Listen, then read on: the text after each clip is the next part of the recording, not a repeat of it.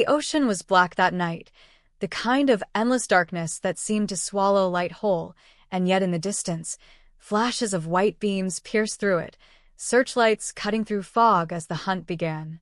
The beach, usually a place of calm and whispered tides, had turned into a war zone.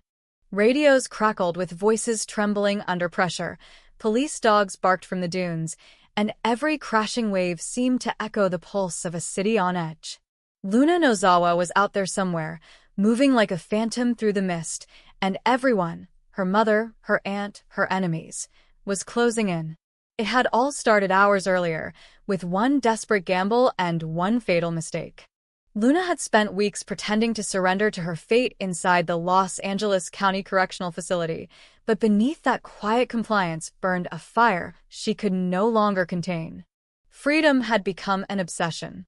Every clang of the metal doors reminded her of the choices that had led her there, the betrayal, the manipulation, the lies told in the name of family. So when the laundry cart rolled past her cell that morning, she saw not fabric and soap but salvation. She slipped inside, timing her breaths to the rhythm of the wheels, her body folded between sheets that still smelled of bleach and fear. Officer Stoll, who had come to see Luna as more tragic than dangerous, never imagined the prisoner's silence could mean escape. When she finally pulled back the blanket that night, expecting to find a sleeping inmate, her blood ran cold at the sight of the empty bed. The shock froze her for only a second before instinct took over. The alarm blared through the corridors, a piercing, mechanical scream. "Code Red," she shouted into the radio, her voice cracking as red lights flashed overhead. The sound rippled through every floor like the toll of a warning bell. Luna was gone, and the walls that had held her were now meaningless. By the time Stoll's panic reached the warden's office, Luna had already slipped into the labyrinth of the city. The security footage caught only fragments, a shadow near the loading dock, the flutter of fabric disappearing behind a truck, a hint of movement that vanished as quickly as it appeared. It wasn't a breakout. It was an erasure. Within minutes, roadblocks were ordered, and the hunt began.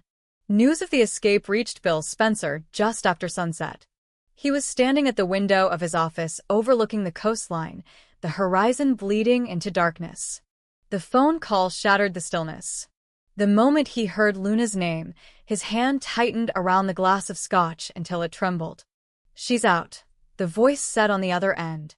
2 words, but they carried the weight of an old wound reopening. He didn't have to ask who she was. The memory of Luna was already etched into his mind, the young woman whose brilliance had curdled into obsession, whose charm hid a volatility that had once threatened everyone he cared about. Bill called Katie immediately, his tone heavy but controlled, as though calm could hold back catastrophe. When he told her, the color drained from her face. "How?" was all she could whisper. She knew what Luna was capable of, the manipulation, the unpredictable violence masked by tears and apologies. Katie's thoughts flew to Will, their son, who was still at the beach house with Electra Forrester. They had gone there for safety once, when the city became too loud, too dangerous. Now, that sanctuary felt like a trap. Katie's heart pounded as Bill assured her he would handle it, but his promise felt empty. Even he, a man known for his control, could not stop what was coming. Somewhere out there, Luna was already rewriting the story. By nightfall, the coastline was alive with flashing lights. Deputy Chief Bradley Baker had taken charge, barking orders into his radio as teams spread along the shore. "We need eyes everywhere. She's barefoot, she's fast, and she knows these cliffs." He turned when he saw Will trying to push past the barricade. The boy's face was pale with anger and fear. "You can't go out there," Baker told him. "She's after you." Will refused to believe it. Luna had been his friend once, or something close to it, an older girl who understood him when no one else did. He couldn't reconcile that memory with the monster the police described. But the look on Baker's face said everything. Luna wasn't running from the law. She was running towards something. Or someone. Inside the beach house, Electra Forrester paced near the windows, her nerves stretched thin. She had called her cousin Ivy, desperate for help, and Ivy arrived minutes later, bringing her steady composure, but hiding her own dread. "We lock the doors, stay quiet and wait," she said. Yet even as she spoke, the sounds outside grew louder. The distant hum of helicopters, the barking of dogs, the crash of waves against rocks. Electra looked toward the glass doors and thought she saw a shadow move just beyond the porch. Across town, 3 women were racing toward the same destination. Poppy Nozawa's hands clenched the steering wheel so tightly her knuckles turned white. Her sister Lee sat beside her, her jaw tight, her eyes fixed ahead.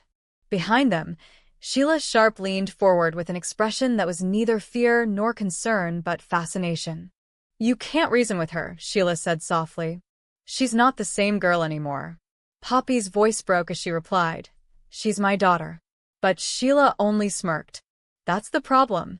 The car screeched to a halt near the beach entrance, tires spitting sand. The 3 women climbed out, the wind whipping through their hair as the roar of the ocean drowned their voices. Police lights flickered through the fog, casting everything in a surreal glow. Poppy shouted Luna's name into the night, her voice cracking against the wind. "Where's that little witch?" Sheila spat, her tone sharp and cruel. Lee turned on her, furious. "This isn't about your grudges, Sheila. She's family." But even as she said it, she wasn't sure it was true anymore. Somewhere beyond the dunes, Luna crouched among the reeds, watching them. The mist curled around her like a shroud, hiding her from sight. Her heart beat wildly, but her mind was calm. She had expected this. The sirens, the searchlights, the cries of her name. What she hadn't expected was how familiar it all felt. Freedom was supposed to be exhilarating, but in that moment, it felt like another kind of prison, one built from memory and regret. She could see the house in the distance, its windows glowing faintly, like a beacon. Inside were the people who had betrayed her, or so she told herself. Bill, who had treated her like a liability. Katie, who had looked at her with pity instead of belief. Will, who had promised friendship but chosen fear. They had all turned their backs on her, and tonight, she would make them see her again. When Lee's voice rang out through the fog, "Luna, please do the right thing." Something in Luna cracked. The please sounded so much like her mother's had the night she was arrested, the same desperate blend of love and disappointment. Do the right thing, they always said, as if right and wrong were simple, as if freedom were not something she had to steal. The mist thickened, swallowing the figures on the beach.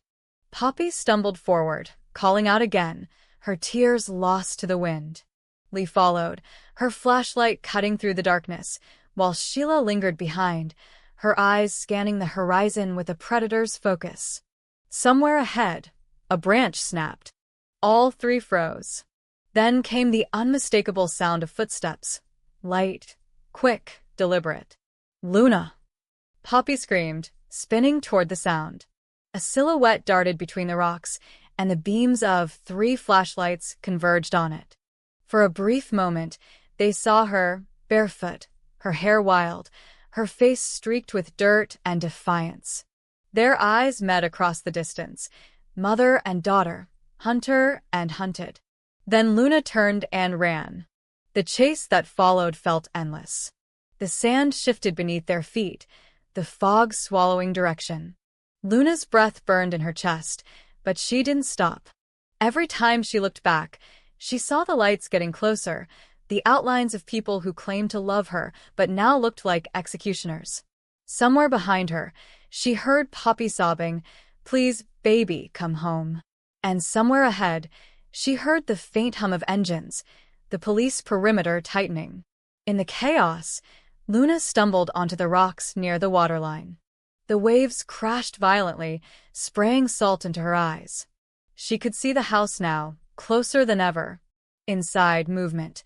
Will at the window, Ivy pulling him back, Electra shouting into her phone. For one heartbeat, Luna thought about surrender. Maybe if she walked toward them slowly, they would listen.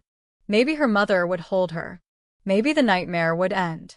But then she saw the red and blue lights reflecting off the water, and she remembered what surrender had cost her last time. The first officer reached her minutes later, shouting commands over the roar of the sea. "Hands up! Don't move!" Luna turned toward the voice, her expression unreadable. The flashlight beam hit her eyes, and for a moment, she looked almost serene. Then she stepped back, her heels slipping on wet stone. The officer lunged forward, but she was already moving, turning, running, disappearing into the dark like mist dissolving into the tide. On the cliffs above, Poppy screamed her daughter's name until her voice broke. Lee held her back, sobbing silently, while Sheila stood apart, watching the chaos unfold with something close to awe. "You see," she whispered, almost to herself, "you can't cage the wild ones. They always find a way to burn the world down." By dawn, the beach was littered with footprints and abandoned flashlights. The fog had lifted, revealing the wreckage of the search, police tape fluttering in the wind, officers murmuring into radios, reporters gathering like vultures. But of Luna, there was no sign. Back at the house, Katie sat trembling on the couch, her heart still pounding. Bill stood by the window, staring at the sea, his expression unreadable. Will slept fitfully in Electra's arms, unaware that the girl who had once told him stories about freedom was now a ghost somewhere beyond the surf. Ivy tried to offer comfort, but even her calm couldn't mask the dread that had settled over them all. Across the city, news outlets were already calling it the beach hunt. Poppy and Lee refused to leave the site, clinging to the hope that Luna would come back. Sheila vanished before sunrise, her motives unknown, her presence lingering like a shadow that refused to fade. No one knew where Luna had gone. Some said she drowned that night, taken by the same waves she used as her escape. Others claimed she slipped through the police lines, heading inland, vanishing into the maze of Los Angeles. But those who knew her best, Poppy, Lee, even Bill, understood that Luna didn't disappear. She waited. She observed. She planned. Because freedom for Luna Nozawa was never the end of the story.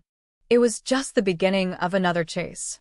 And as the tide erased her footprints from the sand, the world held its breath, knowing that somewhere out there, in the quiet hours before dawn, Luna was already deciding who she would become next. There comes a point in every soap opera when a single character stops being just a name on the screen and becomes a mirror for the audience's deepest questions about morality, redemption, and the limits of human change. In The Bold and the Beautiful, that mirror now belongs to Luna Nozawa. Once introduced as a troubled young woman searching for love and belonging, Luna has transformed into the embodiment of chaos itself, a woman both victim and villain, both pitted and despised. Her story is no longer about the choices she makes, but about whether the human soul can ever truly be reclaimed after it has burned so many bridges. The question that grips every viewer's heart is no longer, what will Luna do next? But, has she gone too far to come back? The answer depends on where one chooses to look. For some, Luna's fall from grace was inevitable, almost poetic in its cruelty. She was born into dysfunction, raised on broken promises and conditional affection, taught that survival required manipulation rather than trust. Her mother, Poppy Nozawa, was the kind of woman who loved fiercely but inconsistently, who shielded her daughter from the world while unintentionally teaching her that love was something to be controlled, not earned. Luna learned early that emotion could be weaponized, that tears could distract, apologies could disarm, and charm could open doors that honesty never would. Those habits, once survival tactics, became her downfall when she stepped into the world of the Spencers and the Forestas, families already built on deceit, wealth, and pride. At first, Luna was easy to misunderstand. She smiled too brightly, moved too quickly, said too much. Beneath that eagerness, however, lay a restlessness that bordered on hunger. She wanted everything she had never been given: security, family, and validation. Yet the more she tried to belong, the more she exposed the fractures within herself. Her love for Will Spencer began as fascination and spiraled into obsession, a need not just to be loved, but to be indispensable. When she discovered she was pregnant, that obsession fused with desperation. She convinced herself that motherhood could be her redemption, that a child could rewrite her story and tether her to a life that had always felt one step away. But the universe of the bold and the beautiful is merciless to those who mistake longing for destiny. Luna's pregnancy did not soften her, it hardened her. Instead of nurturing the hope within her, she used it as leverage, manipulating the Spencers into acknowledging her when they would have preferred to forget. Her arrogance became her armor, her delusion her weapon.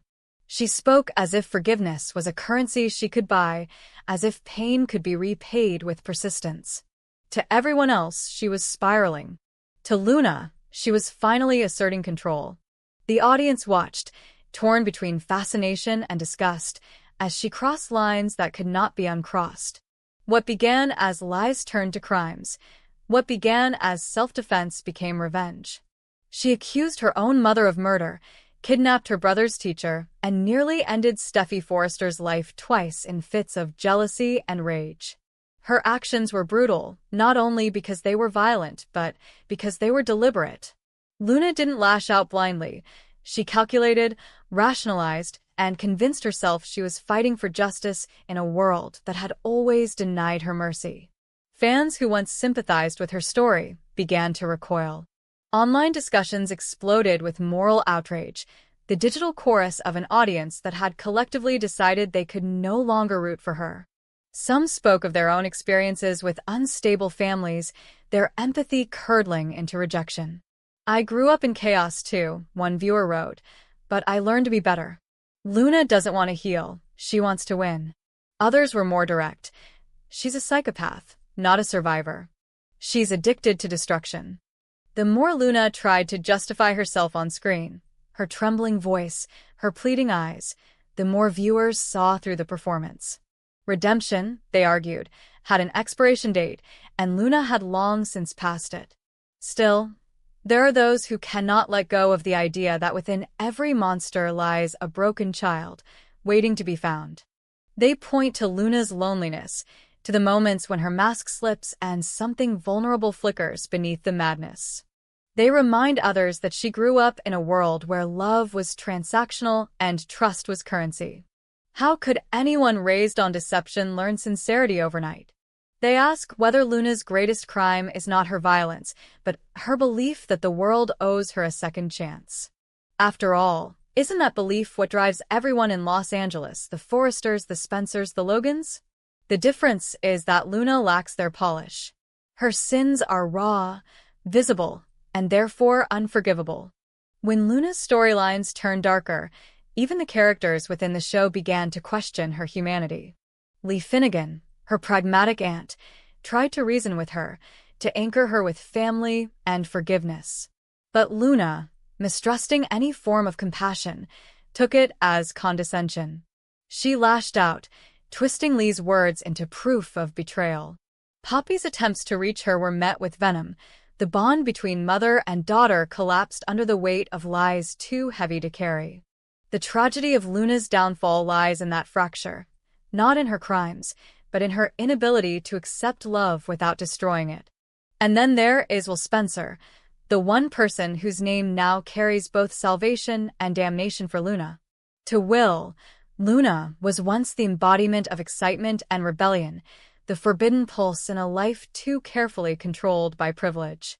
He saw in her what she wanted him to see, vulnerability wrapped in danger, a woman who needed saving. But love rooted in rescue always rots. When Luna began manipulating his family, turning affection into blackmail, Will's love curdled into fear. Now, with a child on the way and his family unraveling, Will is haunted by the realization that his empathy helped create his own tormentor. The cruelty of Luna's arc is that she never truly wanted to destroy anyone, not at first. What she wanted was proof that she mattered, that she could not be erased or replaced. Every lie, every act of violence, was an attempt to carve her name into a world that refused to remember her. Yet the more she fought to be seen, the more invisible she became. When people stopped looking at her with sympathy and started seeing her as a threat, Luna clung to the only thing she still controlled: fear. The show's latest episodes have turned her into a ghost haunting every storyline. When Luna appears on screen, tension thickens. The air shifts. Characters freeze mid-conversation, their eyes darting toward the door as though she might appear at any moment. She has become less a person than a presence, an omen of ruin. And yet, beneath the chaos, one can still glimpse the remnants of the girl who once dreamed of love. There are moments when the camera lingers on her face and her expression softens, not with guilt, but with exhaustion. It's as if she's finally realizing that no amount of vengeance can fill the emptiness inside her. But is that realization enough? Can self-awareness redeem someone who has broken so many lives, including her own?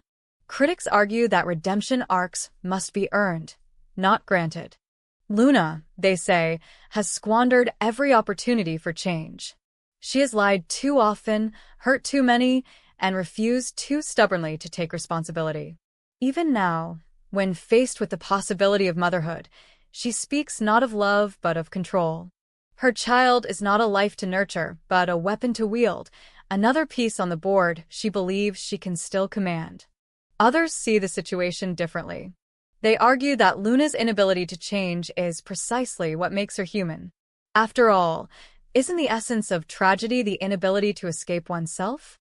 Luna's madness, in this view, is less evil than it is inevitable. She is a mirror for every character on The Bold and the Beautiful who has tried to rewrite their past only to find it written in permanent ink. Ridge, Brooke, Steffi, Liam, each has sought redemption through love, and each has failed in their own way.